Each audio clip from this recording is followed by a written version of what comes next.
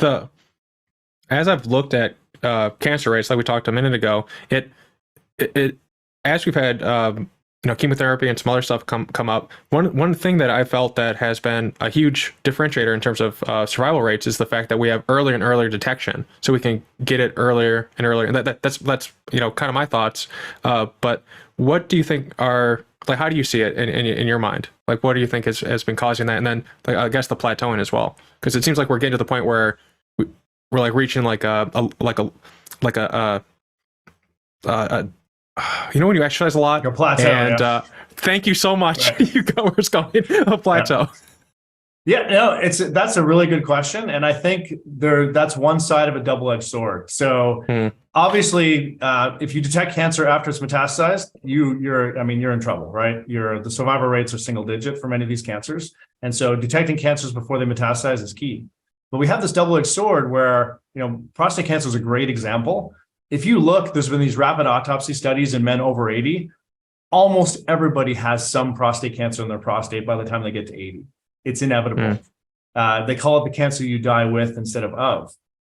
But 3% of all men die of prostate cancer. So this is clearly a deadly disease for men. And the real question becomes, it would be great if we can detect them early, but it would be even more important that we can detect the ones that are likely to kill you and distinguish those from the ones that you're likely to live with and never even know you have.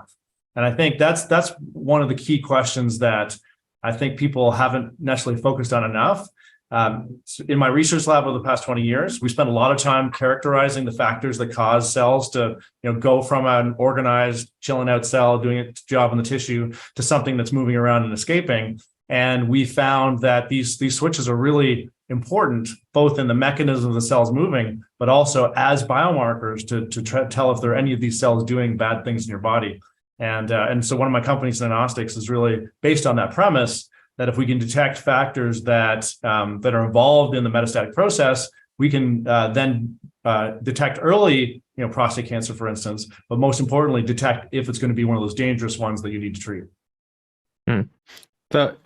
Over your career, as you're developing companies and you're researching different things in your lab, is innovation a logical sequence of steps in terms of you have a hypothesis, but you have a pretty good idea of like what is the outcome going to be?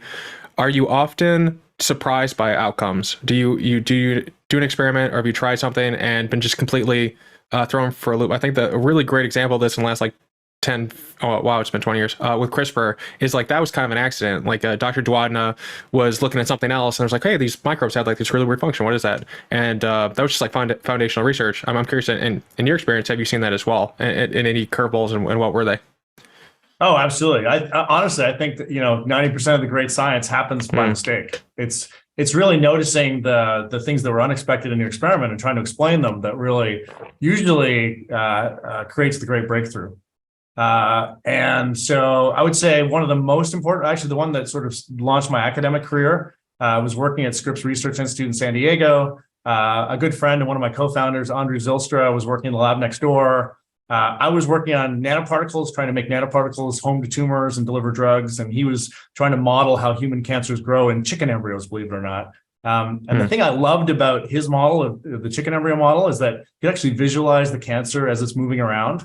And he was so his lab was focused on this, and he had a library of antibodies that had some effect on the way cancer cells spread. And we used we combined our nanoparticles with his chicken embryo to show that the antibodies that prevented cells from metastasizing actually did a really cool thing with the way tumors grew. So it actually didn't prevent the tumor cells from multiplying. So they multiplied like crazy.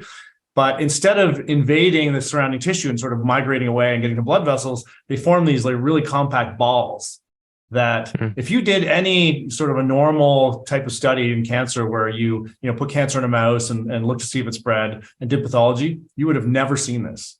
This is something that we only discovered because we were actually taking photographs basically of the tumors as it was growing. And as we watched them dynamically grow, they just look completely different. And it turns out, we learned later over another 5 years of research that we were actually stabilizing the interactions between the cells. So they would interact with each other, and they just weren't able to let go. It's like we called it tumor glue in the end, because these cells were essentially glued together. And it was, for us, that was a eureka moment, because of course, you think about if a cell's moving, you want to try to figure out how to stop it from moving. So everybody's concentrated on all the proteins that are involved in cells reaching forward and grabbing and sort of moving themselves. But nobody was really looking at the sort of the release at the end. All we had to do was stabilize these proteins at the tail end of the cell a little bit to glue them in place. And we saw these cells trying to move and just snap back into position. It was really remarkable when you watched it in real-time video. But mechanistically, at the end, it had the ability to completely block metastasis. Would that be, if we were to use that with people, would that be something that if you were diagnosed with cancer, they might put you on a therapy that would cause the cancer to just kind of like be in stasis? Because one thing that I fear when I hear, like when I see my doctor, like, hey, I don't have cancer, right? Like as much as we can tell, it's like, it's once you have the diagnosis, it's also to the point where you get treatment. And if you could kind of like say like, hey, cancer, wait until I can get, all my stuff together so I can kill you, that'd be kind of nice. Is that how you see it being implemented, or how do you see that research in the wild? Yeah, no, that's a great question. It gets really at the root of all of metastasis research. It's very, very difficult to do an anti-metastatic therapy trial and prostate cancer is a great example, because the natural history of prostate cancer can be over decades. So if you wanted to ask a question, does this therapy prevent metastasis? That'd be a 20-year study. It's really untenable. But there are certain cancers where it probably would be feasible. And it's, interestingly enough, glioblastoma, or brain cancer, isn't really regarded as metastatic because it grows in the brain and spreads throughout the brain. In my mind, I call that metastasis, because if it's migrating and invading outside of the primary tumor, that's metastasis to me. But it's that spread or metastasis through the brain that's really the deadly part of it, and can't be treated. So I think you look at glioblastoma using these treatments, and because of the the timelines, once you're diagnosed with glioblastoma, you maybe have a year and a half to live. Pancreatic is another cancer that progresses extremely quickly, is very deadly, and so you could probably do a trial for these anti-metastatic drugs in that kind of cancer as well. But the holy grail would be solid tumors like colon cancer, prostate cancer, breast cancer, and hopefully if we saw activity in these more aggressive cancers, they'd be able to translate to these other tumors.